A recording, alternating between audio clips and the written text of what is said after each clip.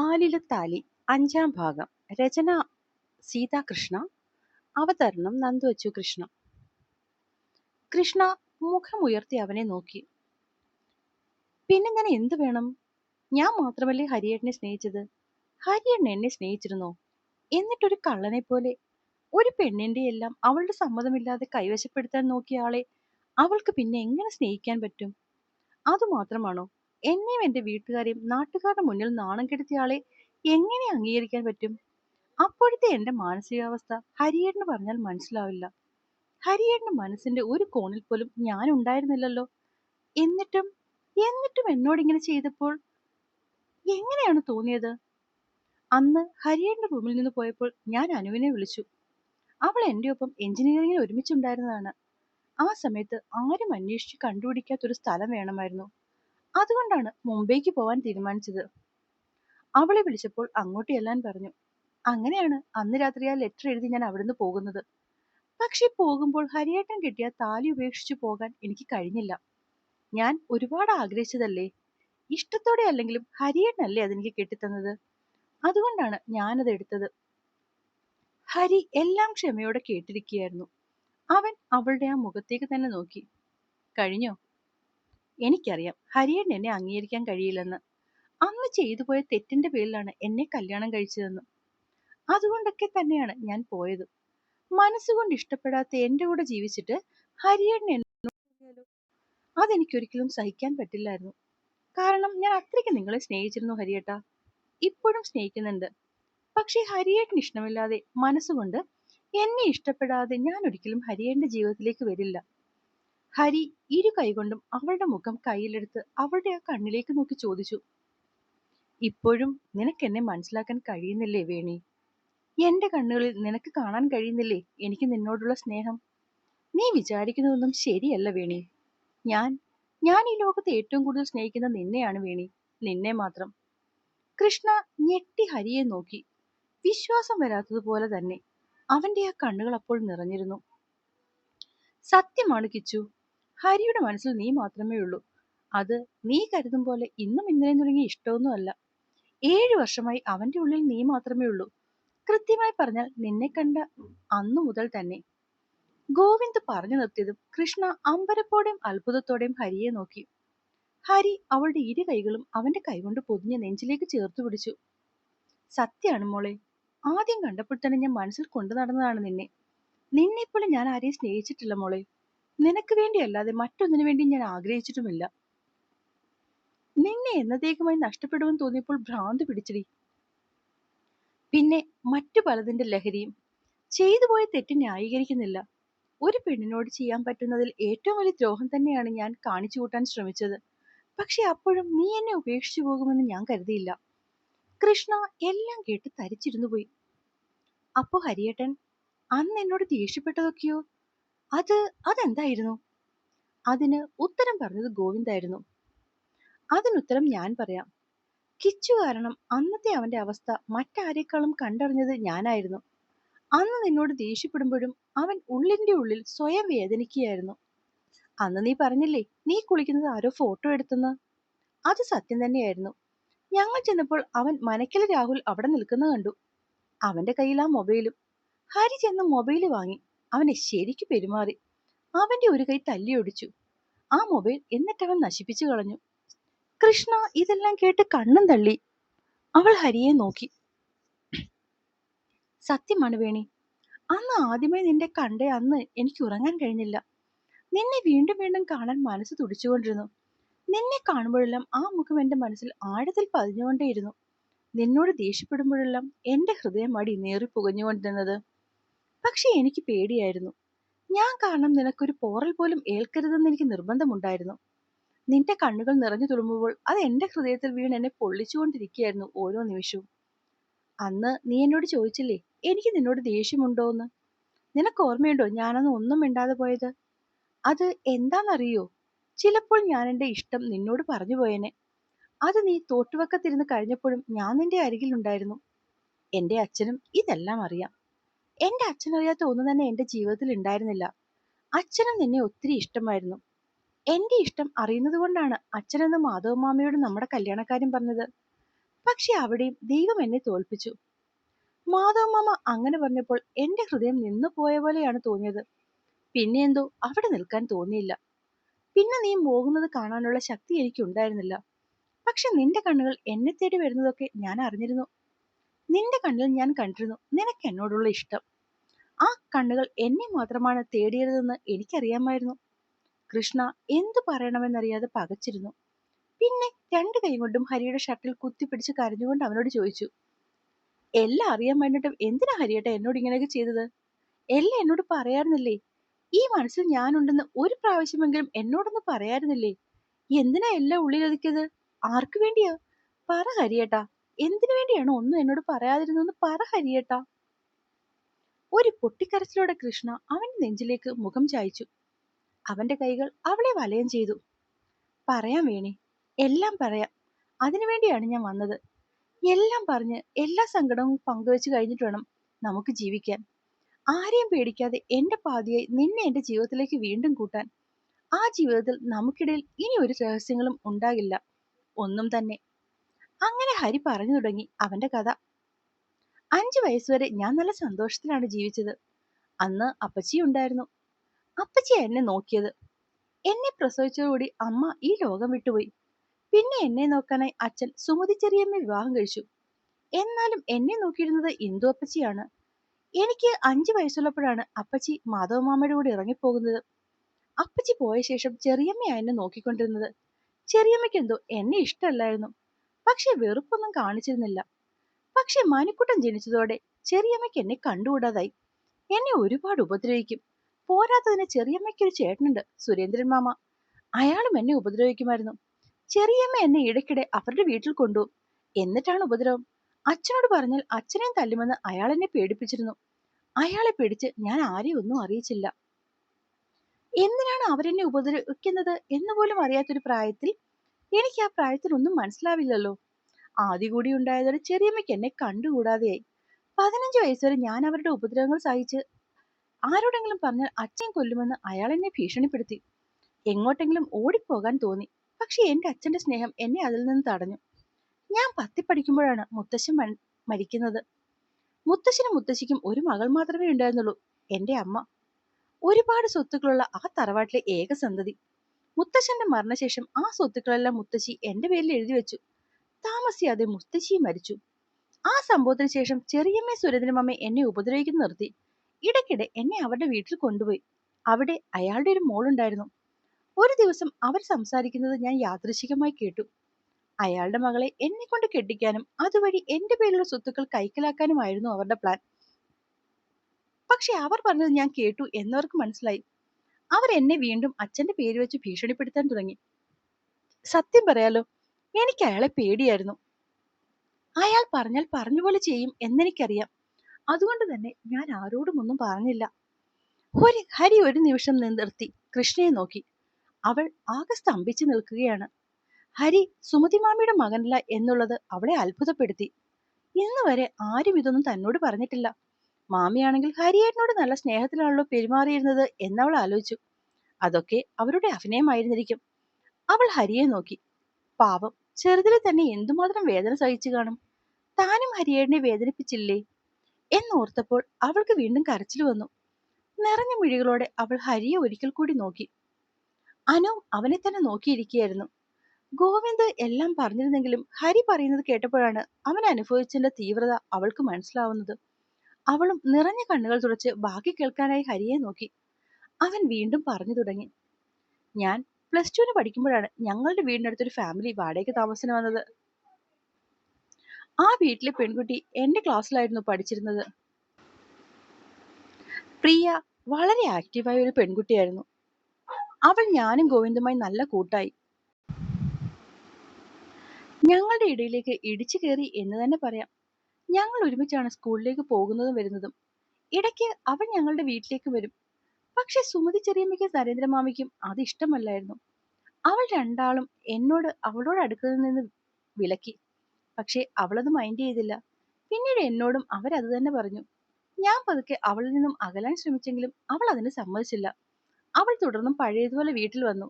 അവളോട് പറഞ്ഞിട്ട് കേൾക്കാതായപ്പോൾ അയാൾ അവളുടെ വീട്ടുകാരെ ഭീഷണിപ്പെടുത്തി. എന്നിട്ടും രക്ഷയില്ലെന്ന് കണ്ട് അയാൾ അവളെ മനഃപൂർവ്വം മോശക്കാരിയായി ചിത്രീകരിക്കാൻ തുടങ്ങി. കൂട്ടിന് ചെറിയമ്മയും.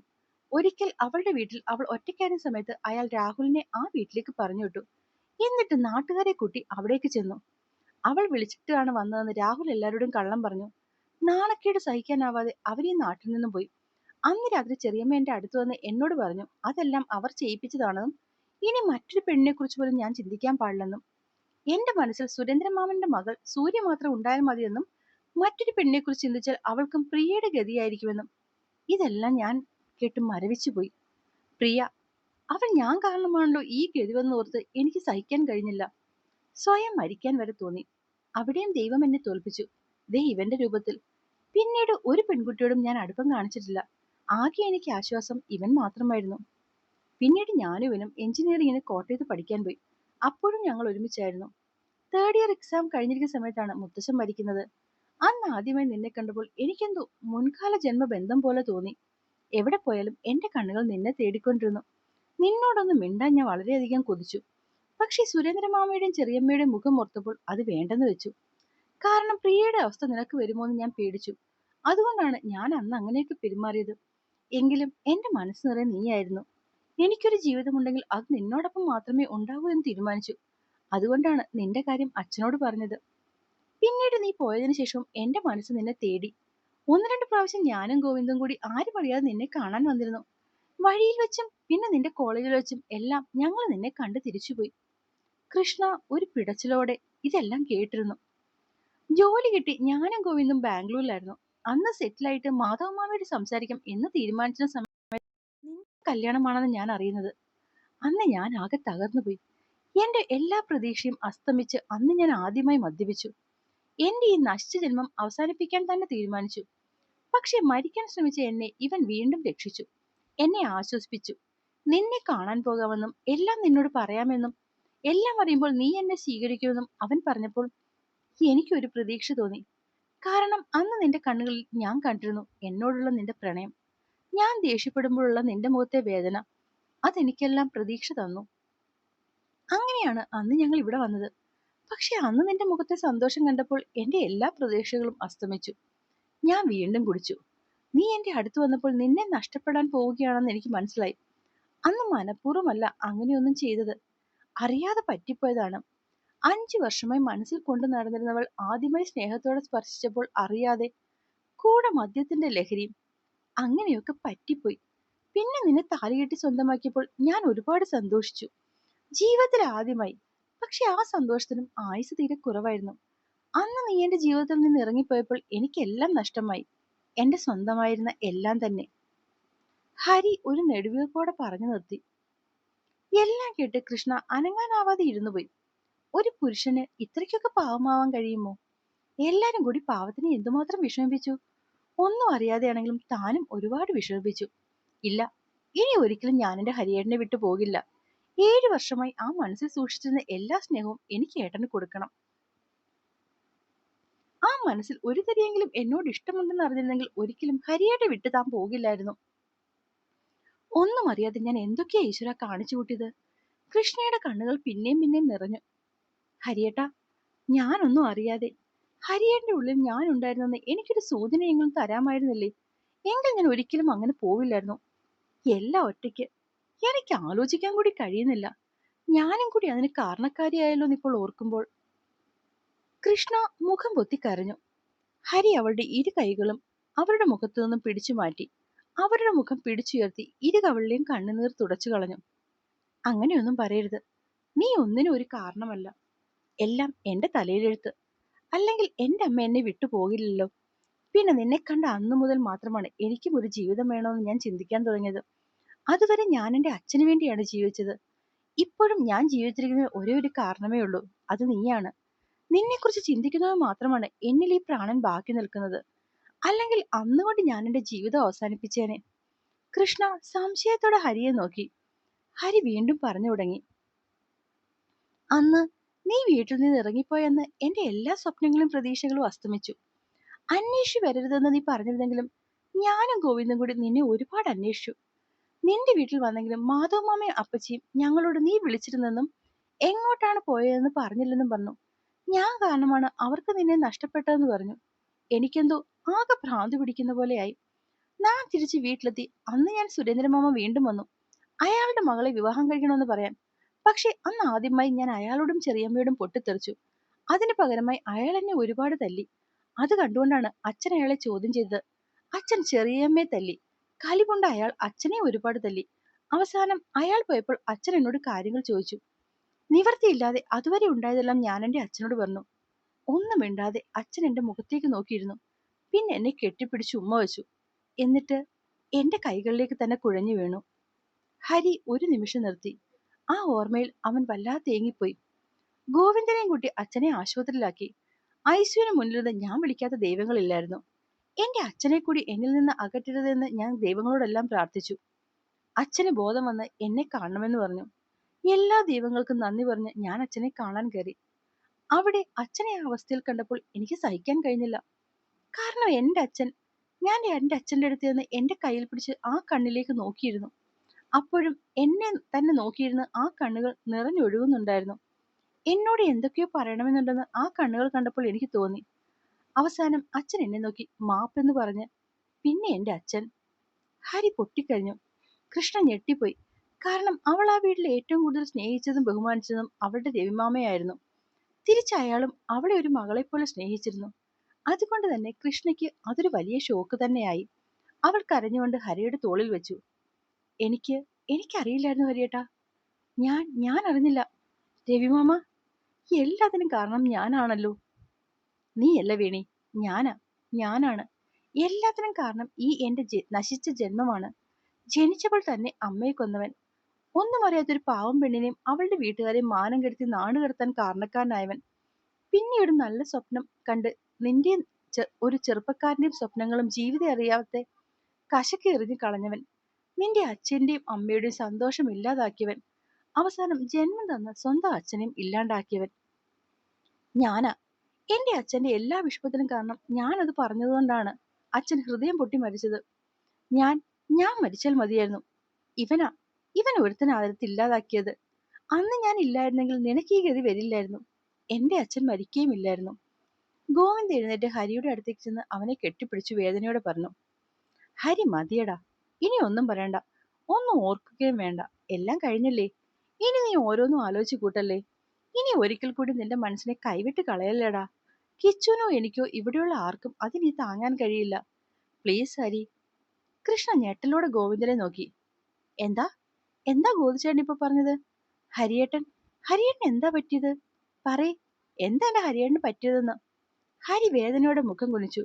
ഗോവിന്ദ് പതർച്ചയോടെ കൃഷ്ണനെ നോക്കി. അത് കിച്ചു, അന്ന് രവിയങ്ങളുടെ മരണം അറിഞ്ഞത് മുതൽ ഹരി ആകെ മരവിച്ച അവസ്ഥയിലായിരുന്നു. കർമ്മങ്ങളൊക്കെ ചെയ്യുമ്പോഴും അവനൊന്നും അറിഞ്ഞിരുന്നില്ല. അവനിൽ ജീവൻ ഉണ്ടോന്ന് പോലും സംശയം തോന്നും. ഊണും ഉറക്കവും ഒന്നുമില്ലാതെ അവൻ ആ മുറിക്കുള്ളിൽ കഴിഞ്ഞുകൂടി. ആദ്യം ഞാനും കൂടിയാണ് അവനെ നോക്കിയത്. എനിക്ക് അത്യാവശ്യമായി ബാംഗ്ലൂർക്ക് പോകേണ്ടി വന്നു. ഇവനെ തനിച്ചുവിട്ട് പോകാൻ എനിക്ക് മനസ്സ് വന്നില്ലെങ്കിലും നിവൃത്തിയില്ലാത്തതുകൊണ്ട് ആദ്യം ഏൽപ്പിച്ചു. വസു അങ്കിളിനോടും വേണു അങ്കിളിനോടും പറഞ്ഞേൽപ്പിച്ചു. ഞാൻ ബാംഗ്ലൂർ പോയി ഒരാഴ്ച കഴിഞ്ഞ് തിരിച്ചു വന്ന ഞാൻ അറിയുന്നത്, ആദ്യം പറഞ്ഞറിയുന്ന കാര്യങ്ങൾ കേട്ട് ആകെ തകർന്നുപോയി. സുരേന്ദ്രനും സുമതി ആന്റിയും കൂടി അവന്റെ പേരിലുണ്ടായിരുന്ന സ്വത്തങ്ങളെല്ലാം കൈക്കലാക്കിയെന്നും അവനെ ഏതോ ഭ്രാന്താശുപത്രിയിൽ കൊണ്ട് ഉപേക്ഷിച്ചെന്നും. വാസു അങ്കിളും വേണു അങ്കിളും എല്ലാം തടയാൻ നോക്കി. പക്ഷെ അവർക്കും അയാളെ പേടിയായിരുന്നു. എനിക്കവരെ നശിപ്പിക്കാനാണ് തോന്നിയത്. ഞാൻ അയാളോട് ചോദിക്കാൻ ചെന്നു. പക്ഷെ അയാളുടെ കൈക്കരുത്തിൽ ഞാനും തോറ്റുപോയി. പിന്നീട് ഒരുപാട് അലഞ്ഞതിനു ശേഷമാണ് ഇവനെ കണ്ടുകിട്ടിയത്. ഞാൻ ആരും അറിയാതെ ഇവനെ അവിടെ നിന്ന് മാറ്റി. പിന്നെ അകലെ ഒരിടത്ത് കീഴുമുഖം എന്ന ആയുർവേദ ചികിത്സാലയത്തിലാക്കി. അവിടെ എത്തുമ്പോൾ ശരിക്കും ഇവനേതോ ഭ്രാന്തിന്റെ വക്കിലായിരുന്നു. അവിടുത്തെ ചികിത്സയുടെ ഫലമായി ഒക്കെ ഒന്ന് ഭേദമായി. ഇവന്റെ കഥയെല്ലാം ഞാൻ വൈദ്യരോട് പറഞ്ഞെന്നു. അദ്ദേഹമാണ് പറഞ്ഞത് അവന്റെ അസുഖത്തിനുള്ള മരുന്ന് നീയാണെന്ന്. നിന്റെ സ്നേഹവും സാമീപ്യവും അവന് ആവശ്യമാണെന്ന്. അതുകൊണ്ടാണ് ഞാൻ നിന്നെ അന്വേഷിച്ച് കണ്ടുപിടിച്ചത്. ഹരി എപ്പോഴും മുഖം കുനിച്ചിരിക്കുകയായിരുന്നു. കൃഷ്ണ ഇരു കൈകൊണ്ടും അവന്റെ മുഖം പൊതിഞ്ഞു പിടിച്ചു. നിറഞ്ഞു നിന്ന മിഴികളിലും മുഖത്തും തുരുതുരെ ഉമ്മ വെച്ചു. പിന്നെ അവനെ നെഞ്ചിലേക്ക് ചേർത്ത് പിടിച്ച് വിതുമ്പിക്കരഞ്ഞു. ഞാനൊന്നും അറിഞ്ഞില്ലല്ലോ. ഇത്രയധികം എന്നെ സ്നേഹിച്ചിട്ടും ഞാൻ അറിയാതെ പോയല്ലോ ഈ മനസ്സ്. ഇത്രയ്ക്കും എന്നെ സ്നേഹിക്കാൻ ഞാൻ എന്തു പുണ്യമാണ് ചെയ്തത്? ഹരിയുടെ നെറുകിലേക്ക് തല ചായ്ച്ചുകൊണ്ട് അവൾ പൊട്ടിക്കരഞ്ഞു. അവന്റെ കണ്ണുകളും നിറഞ്ഞൊഴുകി. അവളുടെ നെഞ്ചിൽ വീണ് അതെല്ലാം അലിഞ്ഞു ചേർന്നു. ഗോവിന്ദും അനുവും നിറഞ്ഞ കണ്ണുകളോടെ അത് നോക്കി നിന്നു. അനു അവളുടെ കൈകൾ ഗോവിന്ദന്റെ കൈകളിൽ അമർത്തിപ്പിടിച്ചു. അവൻ ഒരു പുഞ്ചിരിയോടെ അവളെ ചേർത്ത് പിടിച്ച് തിരിഞ്ഞു നടന്നു. ഹരി കൃഷ്ണയുടെ മടിയിൽ തലവെച്ച് ഒരു കൊച്ചു കുഞ്ഞിനെ പോലെയാണ് കിടന്നത്. അവളുടെ കൈവിരലുകൾ അവന്റെ നെറുകയിൽ തലോടിക്കൊണ്ടിരുന്നു. കണ്ണുകളിലൂടെ അവർ പരസ്പരം സംസാരിച്ചു. ഹരി കൃഷ്ണയുടെ മടിയിൽ മുഖം അമർത്തി ഒരു കൊച്ചു കുഞ്ഞിനെ പോലെ കിടന്നുകൊണ്ട് ഇരുന്നപ്പോൾ കൃഷ്ണ അവനെ നോക്കിയിരിക്കുകയായിരുന്നു. ഹരിയേട്ടാ, വാ, നമുക്ക് വീട്ടിലേക്ക് പോകാം. അച്ഛനും അമ്മയെ അന്വേഷിക്കുന്നുണ്ടാവും. കുറച്ചുകൂടി കഴിയട്ടെ വേണി. എത്ര നാളെ ഞാൻ ഈ ഒരു നിമിഷത്തിന് വേണ്ടി കാത്തിരിക്കുന്നെന്നോ. വാ ഹരിയേട്ടാ, ഞാൻ രാവിലെ എഴുന്നേറ്റ് പല്ല് പോലും തേച്ചിട്ടില്ല. വിശന്നിട്ടാണെങ്കിൽ കണ്ണും കണ്ടൂടാ. എഴുന്നേൽക്കുന്നേ. കൃഷ്ണ അവനെ തോളിൽ പിടിച്ച് എഴുന്നേൽപ്പിച്ചു. അയ്യോടി, അപ്പൊ പല്ല് തേക്കാതെയാണോ നീ എനിക്ക് ഈ കണ്ട ഉമ്മയെല്ലാം തന്നത്? അയ്യേ. ഹരി ഇരു കൈകൊണ്ടും അവന്റെ മുഖം തുറച്ചു. അയ്യടാ, അത്രയ്ക്കായോ? എന്നാൽ ഇതും കൂടി അങ്ങ് തുടച്ചു വെച്ചോ. അതും പറഞ്ഞ് കൃഷ്ണ അവന്റെ ഇരു കവളിലും ഉമ്മ വെച്ചിട്ട് ഓടിക്കളഞ്ഞു. ഹരി അവളുടെ പിറകെ ഓടി. മാധവനും ഇന്ദുവും ഗോവിന്ദും അനുവും ഉമ്മർത്ത് സംസാരിച്ചുകൊണ്ടിരിക്കുമ്പോഴാണ് കൃഷ്ണ ചിരിച്ചുകൊണ്ട് ഓടി വരുന്നത് കണ്ടത്. പിന്നാലെ ഹരിയും. അത് കണ്ട അവരുടെ നാലുപേരുടെയും ഉള്ളം സന്തോഷം കൊണ്ട് നിറഞ്ഞു. കൃഷ്ണ കിതച്ചുകൊണ്ട് അവരുടെ അരികിൽ വന്ന് നിന്നു. ഹരി വന്ന് ഗോവിന്ദന്റെ തോളിൽ കൈയിട്ട് നിന്നു. അവന്റെ ചുണ്ടിലൊരു പുഞ്ചിരി ഉണ്ടായിരുന്നു. ഗോവിന്ദന് അത് കണ്ട് മനസ്സ് നിറഞ്ഞ് അവൻ ഹരിയെ കെട്ടിപ്പിടിച്ചു. ഹരി, എത്ര നാളായി നിന്റെ മുഖത്ത് ഞാൻ ഈ ചിരി കണ്ടിട്ട്. ഇപ്പൊ എനിക്ക് സന്തോഷമായി. എന്റെ ഹരി മനസ്സ് നിറഞ്ഞൊന്ന് ചിരിച്ചല്ലോ. സന്തോഷായടാ. ഹരിയും അവനെ കെട്ടിപ്പിടിച്ചു. നീ കാരണമല്ലടാ എനിക്കിതെല്ലാം കിട്ടിയത്. നീ എന്റെ കൂടെ ഇല്ലായിരുന്നെങ്കിൽ ഇപ്പൊ ഞാൻ നിന്നോട് എങ്ങനെയാടാ ഞാൻ നന്ദി പറയാ? അങ്ങനെ ഞാൻ പറഞ്ഞാൽ അത് നിന്നോട് ഞാൻ ചെയ്യുന്ന ഏറ്റവും വലിയ നന്ദികേടാവില്ലേ? നീ എന്റെ കൂടപ്പിറപ്പാണ്. എന്റെ സ്വന്തം കൂടപ്പിറപ്പുകൾ പോലും ചെയ്യാത്ത കാര്യമല്ലേ നീ എനിക്ക് വേണ്ടി ചെയ്തത്. അവരുടെ ആ സ്നേഹം കണ്ട് എല്ലാവരുടെയും കണ്ണുകൾ നിറഞ്ഞു. ഇന്ദു അവരുടെ അരികിലേക്ക് വന്ന് അവരെ രണ്ടുപേരെയും കൈകൊണ്ട് പൊതിഞ്ഞു പിടിച്ചു. എന്ന് നിങ്ങൾ ഇങ്ങനെ തന്നെ കഴിയണം. മോനില്ലായിരുന്നെങ്കിൽ എന്റെ ഹരിക്കുട്ടന്റെ അവസ്ഥ ആലോചിക്കാൻ പോലും കഴിയുന്നില്ല. ഞാൻ എന്റെ സ്വന്തം മോനെ പോലെ ഇവനെ നോക്കിയത്. പ്രസവത്തോടെ ലക്ഷ്മി ചേച്ചി മരിച്ചപ്പോൾ അന്നു മുതൽ എന്റെ ഈ കൈകളിൽ കിടന്നാണ് എന്റെ കുട്ടി വളർന്നത്. സുമതി ചേച്ചിയെ വിവാഹം കഴിച്ചു കൊണ്ടുവന്നപ്പോഴേക്കും ഞാൻ തന്നെയാ ഇവനെ നോക്കിയത്. അന്ന് മാധവേട്ടൻ്റെ കൂടെ ഇറങ്ങിപ്പോന്നപ്പോഴും ഞാൻ ഏറ്റവും കൂടുതൽ സങ്കടപ്പെട്ടത് ഇവനെക്കുറിച്ച് ആലോചിച്ച് മാത്രമാണ്. സുമതി ചേച്ചി നോക്കുമല്ലോ എന്ന പ്രതീക്ഷയുണ്ടായിരുന്നു. പക്ഷെ ആ മൂദേവി എന്റെ കുഞ്ഞിനോട് ഇങ്ങനെയൊക്കെ ചെയ്തു കളയുമെന്ന് ഞാൻ സ്വപ്നത്തിൽ പോലും കരുതിയില്ല. എന്റെ രവിയേട്ടന്റെ മരണം പോലും ആരും എന്നെ അറിയിച്ചില്ല. അവസാനമായി ആ മുഖമൊന്ന് കാണാൻ പോലും കഴിഞ്ഞില്ല. ഇന്ദു കരഞ്ഞുകൊണ്ട് ഹരിയെ കെട്ടിപ്പിടിച്ചു. മതി ഇന്ദു, അതെല്ലാം കഴിഞ്ഞില്ലേ. ഇനി അതിനെക്കുറിച്ച് ആലോചിച്ചിട്ട് എന്തിനാണ്? നീ പോയി കഴിക്കാൻ എടുത്തു വെക്ക്. മക്കൾക്കൊക്കെ വിശന്നു നിൽക്കുകയാണ്. ഇന്ദു കണ്ണുകൾ തുടച്ച് എല്ലാവരെയും നോക്കി. നാലാളും പോയി കുടിച്ചിട്ട് വാ, അമ്മ ഭക്ഷണം എടുത്തു വെക്കാം. കൃഷ്ണ തിരിച്ച് ഹരിയെ നോക്കി. എന്നിട്ട് മുകളിലേക്ക് പോയി. ഹരി താഴെ അവന്റെ റൂമിലേക്ക് നടന്നു. ഹലോ, മാഷ് എങ്ങോട്ടായി പോകുന്നത്? അനു അവനോട് വിളിച്ചു വെച്ചു. അത് എന്റെ ഡ്രസ്സ്. ആ, അതൊക്കെ മുകളിൽ കൃഷ്ണയുടെ റൂമിൽ കൊണ്ട് വെച്ചിട്ടുണ്ട്. അപ്പോ അവിടെയല്ലേ ഇയാള്? ആ, അതൊക്കെ ഇന്നലെ വരെ. ഇനി അങ്ങോട്ട് ചെന്നാൽ ആ ഭദ്രകാളി എന്റെ ചോര കുടിക്കും. അത് മാത്രമല്ല, ഇനി നിങ്ങൾ കണവന്റെയും കണവത്തിയുടെയും ഇടയിൽ ഞാനെന്തിനാ കട്ടുറുമ്പാകുന്നത്? അതുകൊണ്ട് ചേട്ടായി വേഗം മുകളിലേക്ക് വിട്ടോ. ഞാൻ ഈ റൂം സ്വന്തമാക്കി. ഹരി ഒരു ചമ്മിയ ചിരിയോടെ മുകളിലേക്ക് കയറിപ്പോയി. ഹരി മുകളിലേക്ക് കയറാൻ തുടങ്ങിയപ്പോഴാണ് കൃഷ്ണ കുളിക്കാനുള്ള ഡ്രസ്സുമായി താഴേക്ക് ഇറങ്ങി വരുന്നത് കണ്ടത്. കുളത്തിലേക്കാണോ? അല്ലല്ലോ, എന്തേ? വെറുതെ. ഹരി ചിരിച്ചുകൊണ്ട് തന്നെ മുകളിലേക്ക് കയറിപ്പോയി. കുളിയൊക്കെ കഴിഞ്ഞ് ഭക്ഷണം കഴിക്കാനായി എല്ലാവരും ഇരുന്നു. കൃഷ്ണ ഹരിക്കരികിൽ തന്നെയാണ് ഇരുന്നത്. അനു അത് കണ്ട് ചിരിച്ചു. കൃഷ്ണയെ ഒന്ന് നോക്കി പിടിപ്പിക്കാനും മറന്നില്ല. ഇടയ്ക്കുള്ള ഭക്ഷണം അവരെല്ലാരും കൂടിയാണ് ഉണ്ടാക്കിയത്. 7 കൂട്ടം കറിയും പായസവും എല്ലാം ചേർന്ന് ഒരു സദ്യ തന്നെ ഉണ്ടാക്കി. അങ്ങനെ സന്തോഷത്തോടെ ആ ദിവസം കഴിച്ചുകൂട്ടി രാത്രി ഭക്ഷണമെല്ലാം കഴിച്ച് എല്ലാവരും കിടക്കാനായി പോയി. ഇന്ദു അനുവിനെ കൂട്ടുകിടന്നു. മാധവൻ ഗോവിന്ദന്റെ കൂടെയും. കൃഷ്ണ റൂമിലേക്ക് ചെന്നപ്പോൾ ഹരി എന്തോ ആലോചനയിൽ കട്ടിലിൽ ചാരിയിരിക്കുന്നുണ്ടായിരുന്നു. കൃഷ്ണ ഹരിയുടെ അരികിൽ ചെന്നിരുന്നു. അവൻ അവളെ നോക്കി. എന്താ ഹരിയേട്ടാ, എന്താ ഈ ആലോചിച്ചു കൂട്ടുന്നത്? ഒന്നുമില്ല, വെറുതെ. കഴിഞ്ഞതെല്ലാം വെറുതെ ഒന്ന് ആലോചിച്ചതാണ്. ഞാൻ ഒരിക്കലും പ്രതീക്ഷിച്ചില്ല നിന്നെ എനിക്ക് കിട്ടുമെന്ന്. അച്ഛനുണ്ടായിരുന്നെങ്കിൽ ഇപ്പോൾ ഏറ്റവും കൂടുതൽ സന്തോഷിക്കുന്നതും എന്റെ അച്ഛനായേനെ. അച്ഛന്റെ ഓർമ്മയിൽ അവന്റെ കണ്ണുകൾ നിറഞ്ഞു. എല്ലാം കഴിഞ്ഞില്ലേ ഹരിയേട്ടാ, മതി. ഇനി പഴയതൊന്നും ആലോചിച്ച് വിഷമിക്കല്ലേ. അച്ഛന്റെ ആത്മാവിപ്പോൾ ഇത് കണ്ട് സന്തോഷിക്കുന്നുണ്ടാവും. അതുകൊണ്ട് സങ്കടപ്പെടല്ലേ ഹരിയേട്ടൻ. ഇനി ഒന്നിനു വേണ്ടിയും ഈ കണ്ണുകൾ നിറയാൻ പാടില്ല. ഒരു മനുഷ്യായുസ്സിൽ അനുഭവിക്കേണ്ടതിൽ കൂടുതൽ വേദന അനുഭവിച്ചില്ലേ? ഇനി ഹരിയേട്ടനെ ഞാൻ ഒരിക്കലും വേദനിപ്പിക്കില്ല. വേദനിപ്പിക്കാനൊട്ട് ആരെയും സമ്മതിക്കെത്തുമില്ല. അവസാനത്തെ വാക്കുകൾ പറയുമ്പോൾ അവളുടെ മുഖം വലിഞ്ഞു മുറുകി. ഹരി നോക്കുമ്പോൾ അവളുടെ കണ്ണുകളിൽ കനലെരിയുന്നുണ്ടായിരുന്നു. ഹരി അവളുടെ ചുമലിൽ പിടിച്ചു. വേണി, അയ്യോ ഞാൻ മറന്നു, ഹരിയേട്ടൻ മരുന്നെടുത്തിട്ട് വരട്ടെ. അത് പറഞ്ഞ് അവൾ എഴുന്നേറ്റതും ഹരി അവളുടെ കയ്യിൽ പിടിച്ചു വലിച്ച് നെഞ്ചിലേക്കിട്ട് അവളെ കെട്ടിപ്പിടിച്ചു. ഇനി എന്തിനാ മരുന്ന്? നീയല്ലേ എന്റെ മരുന്ന്. വൈദ്യര് പറഞ്ഞു നീയാണ്, നിന്റെ സാമീപ്യമാണ് എനിക്കുള്ള മരുന്നെന്ന്. അതുകൊണ്ട് എനിക്കിനി വേറെ മരുന്നൊന്നും വേണ്ട. അയ്യടാ, അത് പറ്റില്ല, മരുന്ന് കഴിച്ചേ പറ്റൂ മോൻ. കൃഷ്ണ കുതിരി എഴുന്നേറ്റ് പോയി മരുന്നും വെള്ളവും എടുത്തുകൊണ്ട് ഹരിക്ക് കൊടുത്തു. അവൻ അത് കഴിച്ചതിന് ശേഷം ഗ്ലാസ് മേശയിൽ വെച്ച് വീണ്ടും അരികിൽ ചെന്ന് അവന്റെ നെഞ്ചിൽ മുഖം അമർത്തി കിടന്നു. ഹരിയുടെ കൈകൾ അവളുടെ നെറുകയിൽ തലോടുന്നുണ്ടായിരുന്നു. കൃഷ്ണ കണ്ണടച്ചു കിടന്നു. നെറുകയിൽ അവന്റെ ചുണ്ടമർന്നപ്പോൾ അവൾ തല ഉയർത്തി അവനെ നോക്കി. അവന്റെ മുഖത്തെ ആ ചിരി കണ്ടപ്പോൾ അവൾക്ക് ഒരുപാട് സന്തോഷം തോന്നി. ഇപ്പൊ ഈ ലോകത്തിലെ ഏറ്റവും വലിയ ഭാഗ്യവതി ഞാനായിരിക്കും അല്ലേ ഹരിയേട്ടാ? ഇതുപോലെ പ്രാണൻ കൊടുത്തും സ്നേഹിക്കുന്ന ഒരു നല്ല ഭാര്യയെ കിട്ടിയില്ലേ എനിക്ക്.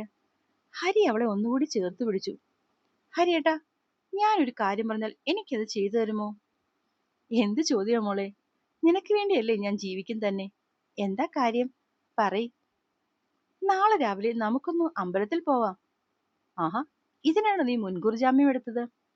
അതല്ല ഹരിയേട്ടാ, നാളെ അമ്പലത്തിൽ പോയിട്ട് ആ നടയിൽ വെച്ച് അന്ന് ഞാൻ വലിച്ചു പൊട്ടിച്ച ആ താലി എനിക്ക് ഒന്നുകൂടി കെട്ടിത്തരുമോ?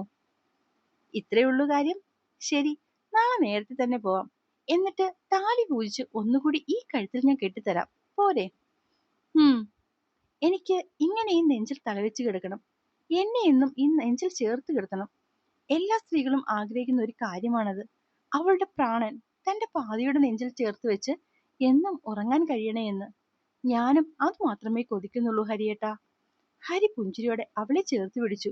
അവന്റെ ഹൃദയമിടിപ്പിന്റെ താളം കേട്ട് അവൾ ഉറങ്ങി. ഇനിയുള്ള ദിനങ്ങളെന്നും തന്റെ വേണിയെ ഇതുപോലെ ചേർത്ത് പിടിച്ച് ഉറങ്ങാൻ കഴിയണേ എന്ന പ്രാർത്ഥനയോടെ ഹരിയും ഉറക്കത്തിലേക്ക് വഴുതി വീണു. അപ്പോ അടുത്ത ഭാഗം ലാസ്റ്റ് പാർട്ടാണേ. എന്നെ കേൾക്കുകയും വായിക്കുകയും ചെയ്തുകൊണ്ടിരുന്ന എൻ്റെ കൂട്ടുകാർക്ക് കഥ ഇഷ്ടമാവുന്നുണ്ടെങ്കിൽ ഉറപ്പായിട്ട് സബ്സ്ക്രൈബ് ചെയ്യണേ. നന്ദി.